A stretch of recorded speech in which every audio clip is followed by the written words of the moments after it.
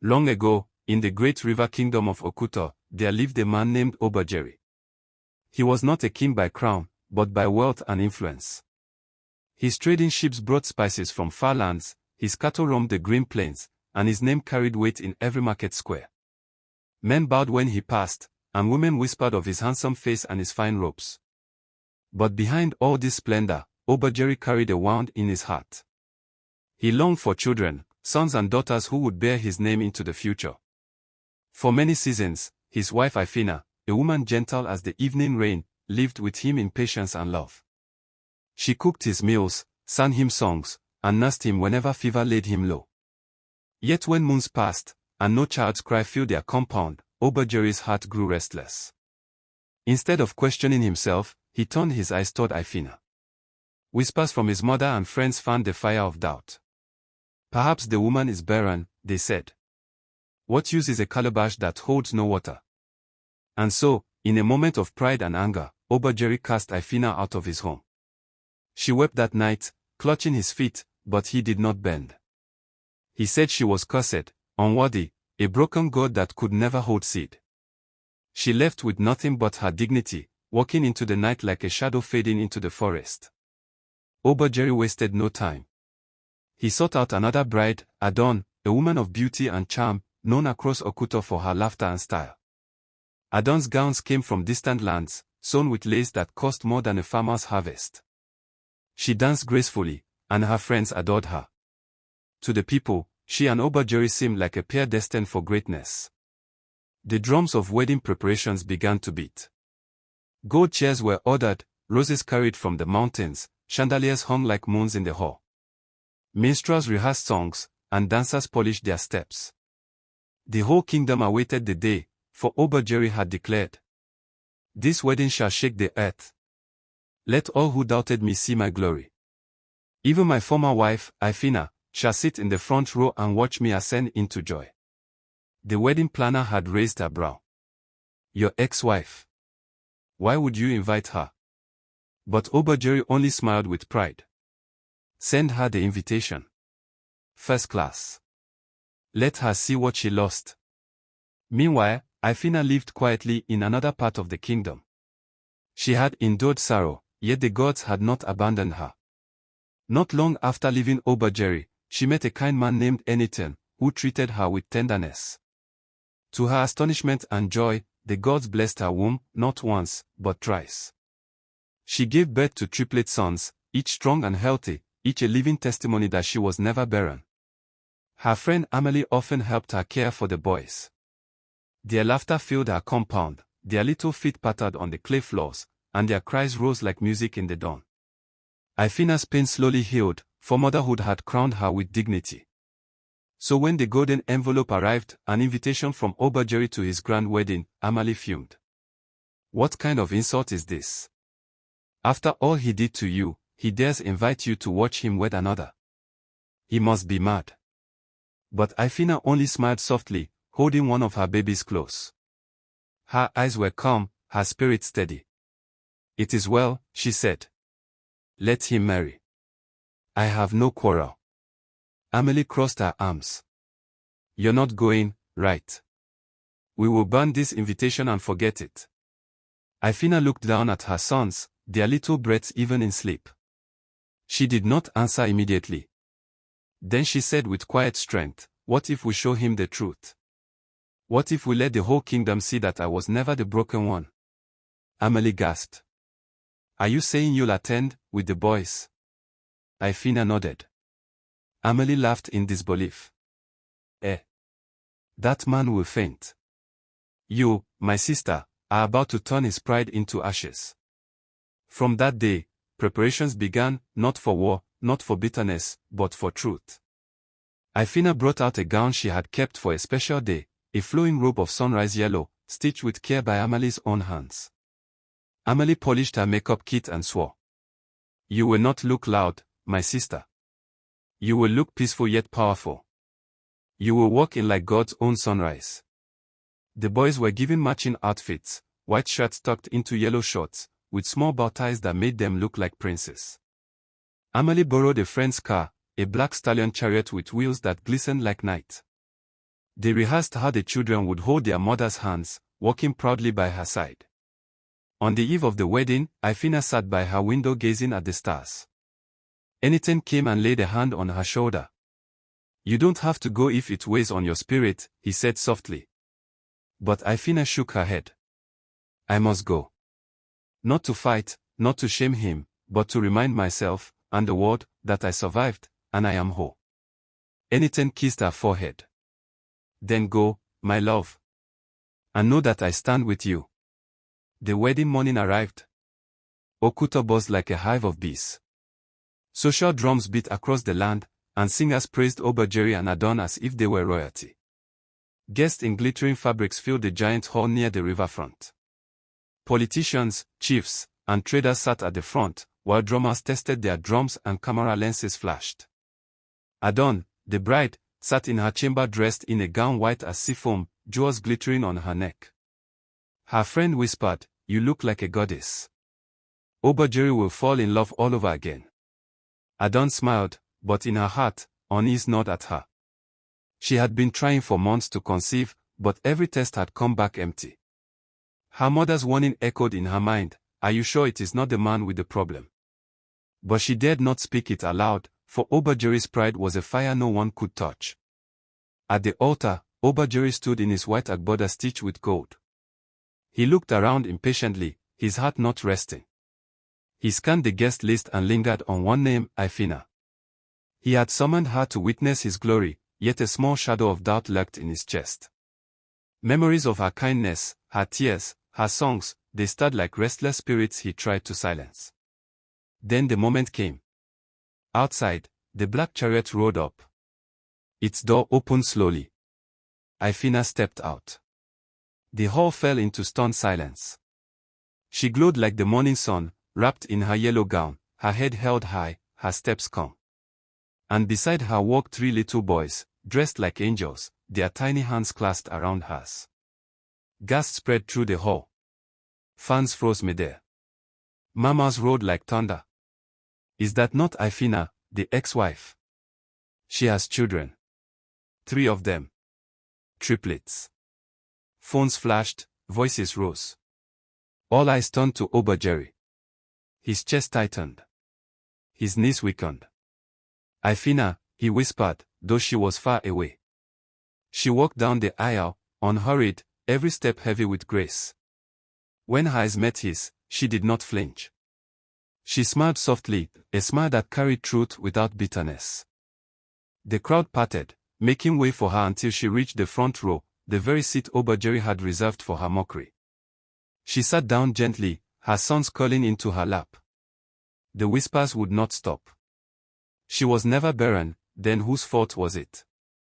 Adon entered at that moment, her veil covering her face. She noticed the silence, the strange mood. When she reached the altar, she leaned toward Obajeri. What is happening? Who is that woman with those children? Obajeri swallowed hard. His lips trembled. That is Ifina. Adon's eyes narrowed. Your ex-wife. And those children. He said nothing. His silence was louder than thunder. Adon's voice sharpened. You told me she was barren. You swore she could not give you children. The hall erupted in murmurs. Guests turned, eager to hear. Even the drummers dropped their sticks. Ifina rose calmly, lifted one of her sons in her arms, and spoke for all to hear. These are my sons. Obajeri called me barren, cast me out, and made me believe I was cursed. But the gods have shown the truth. I was never the broken one. The hall shook with gasps. Some covered their mouths, others shook their heads in disbelief. Adon stepped back, fury and heart flashing in her eyes. So you lied to me, Jerry. You ruined her, disgraced her, and built our marriage on falsehood. I will not bind myself to such pride. She dropped her bouquet at the altar and walked out. Her bridesmaids rushed after her, leaving Obajeri trembling before the eyes of the kingdom. Ifina, meanwhile, gathered her sons and rose. She did not shout. She did not gloat. She walked out as she had walked in, like a queen carrying the sunrise. The wedding hall of Okuto, once bright with music and laughter, had grown cold and heavy. Guests whispered like restless leaves. Some shook their heads, others murmured prayers under their breath. At the altar, Obajiri stood frozen, his once proud Agboda hanging on him like a burden. His best friend, Konu, leaned close. "Brother, are you breathing? This is not the scene you planned." But Obajiri did not answer. His eyes were locked on Ifina, who was leaving the hall with her 3 sons like a sunrise slowly fading beyond the horizon. The drums were silent. The food was untouched. The drinks stood cold in their calabashes. Even the birds outside seemed to hush. When Adon stormed out, the people gasped louder. "The bride has left. The gods have turned their backs on him," one woman whispered. Others nodded, fanning themselves nervously. Obajiri slumped on the altar steps, burying his face in his hands. Konu sat beside him, shaking his head. "You invited her to shame her, but truth came wearing a crown. Now the whole kingdom has seen who was truly at fault." That evening, while the city buzzed with gossip, Ifina returned to her compound. Emily ran to her, eyes wide with excitement. "Sister, the whole land is talking. They say you walked in like a lioness with her cubs. They say you silenced pride with grace. Ifina, you are the story of the year." Ifina only smiled faintly as she tucked her sons into bed. "I did not go for applause," she said quietly. "I went so that truth would breathe." Far across town, Obajiri sat alone in his grand compound. His golden chairs mocked him with their emptiness. His mother, Aya Monarchy, entered slowly, her face lined with sorrow.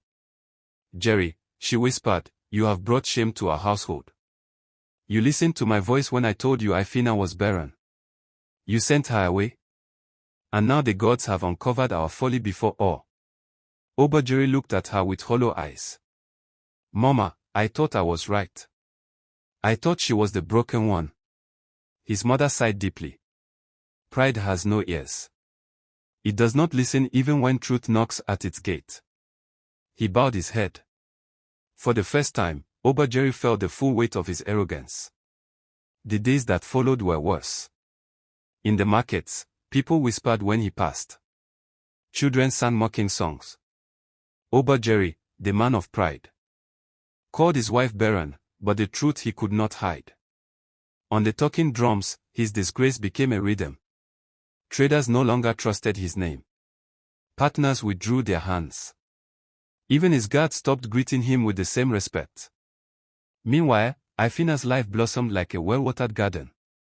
She opened a small restaurant by the roadside, serving hot pepper soup and pounded yam.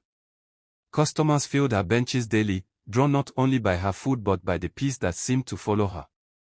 Enitan supported her with joy, and Amelie remained by her side. Her sons grew strong and lively, racing each other through the compound, their laughter echoing like bells. They knew little of the storm that had once circled their mother. To them, she was simply Mama, their queen of sunrise. One moonlit night, there came a knock at Ifina's gate. Amelie opened the door and froze. It was Obajiri. His once proud posture was gone. His clothes hung loose, his eyes were red, and his cap trembled in his hands.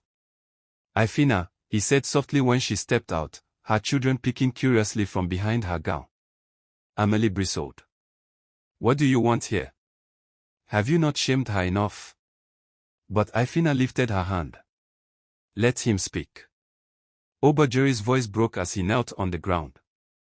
"I ruined everything. I judged you without mercy. I let my pride blind me. I called you barren, cursed, worthless. Yet you were the one carrying blessing all along. Forgive me, Ifina. Even if you never take me back, forgive me." Ifina looked at him calmly, the way a mother looks at a stubborn child. "You did not only shame me, Jerry. You crushed me. You made me feel like dust under your sandals. But I survived. And the gods gave me beauty for ashes." He wept openly. "I went to the healers. I have been tested. The truth is bitter, it was I all along. My seed is weak, my body unfruitful. The blame I poured on you was mine to carry. For a long moment, silence hung heavy. Then Ifina spoke. I do not hate you. I have healed. I have found peace. And yes, I forgive you. But forgiveness is not a door back into my life. I walk another path now. Obajeri bowed his head, tears staining the dust. He rose slowly and left, shoulders bent, spirit broken. The news spread swiftly. People whispered, Obajeri was the barren one all along. He cast away a fertile wife, and now he walks alone. Some mocked, some pitied, but all agreed the gods had repaid pride with disgrace. His mother wept in private, regretting the role she had played. We destroyed something pure, she confessed. And the gods showed us our folly before the whole world. Obajeri became a shadow of himself. He no longer walked with pride through the markets. He no longer laughed with friends. His business crumbled, his wealth slipped away, and his compound echoed with emptiness. At night he sat before the mirror, whispering, what did my pride gain me? Nothing but ashes. But in Ifina's home, joy grew like yam vines in the rainy season. One evening, as she stirred okra soup, Enitan repaired a leaky tap nearby. My love, he teased, you have arranged this kitchen like a healer's hut, every spice in its place. She laughed, shaking her head. Order brings peace, my husband. Her boys stumbled into the kitchen, their shirts messy from play. Mama, one asked, when we grow big, will we also be famous like you? Ifina chuckled. Who told you I am famous? Everyone on the street shouts your name, the second boy said proudly. She knelt and held them close. Fame is nothing, my sons. What matters is knowing your worth. One day, I will tell you the full story. You will know how truth walks slowly but never loses its way. Enitan nodded. And you will know how strong your mother is. Seasons passed, and life moved on. The tale of Obajeri's wedding that never was became a story told around fireside and in market stalls. Minstrel son of the woman of sunrise, who walked into a hall with dignity and walked out with victory. Children learned the song, and mothers repeated the lesson. Do not let pride blind your eyes. For truth waits like dawn beyond the night. Obajeri remained in his compound, lonely and forgotten. Letters arrived from traders cutting ties, from allies turning their backs. Even at dawn, his former bride, sent a message from the city. Do not call me. Find peace, if you can. Learn from your downfall. He kept her letter folded in his robe, a reminder of the crown he had thrown into the mud. One day, he wrote a letter of his own to Ifina. It was short, written with trembling hand. Thank you for your strength. Thank you for your forgiveness.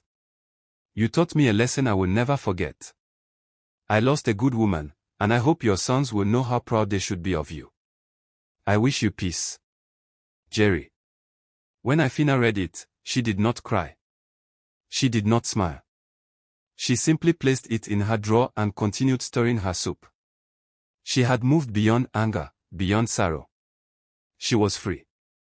And so the story ended where it began, with a man's pride and a woman's truth. Obajeri, once mighty, learned that wealth and power mean nothing without humility. And Ifina, once cast aside, became a living testament that what men call barren, the gods can turn into overflowing harvest. The elders of Okuto now tell this tale by the fire. When pride builds a house, it is the wind of truth that will tear it down. But when patience builds a home, even storms cannot shake it. Let every year hear and learn, blame not the innocent, for the gods see all. And so ends our tale, carried by the winds of time. Remember, my friends, the moon never hides from the night, just as truth never hides from the world. Pride may blind the eyes, but patience and dignity light the path. This is African Moon, where stories live forever beneath the stars. If you enjoyed this tale, don't forget to like, share, and subscribe to the channel, so you never miss another story. And if you would like to hear part 2 of this tale, type part 2 in the comments below. Your voice keeps the fire burning. Until we meet again, may your nights be peaceful, and your heart as bright as the African moon.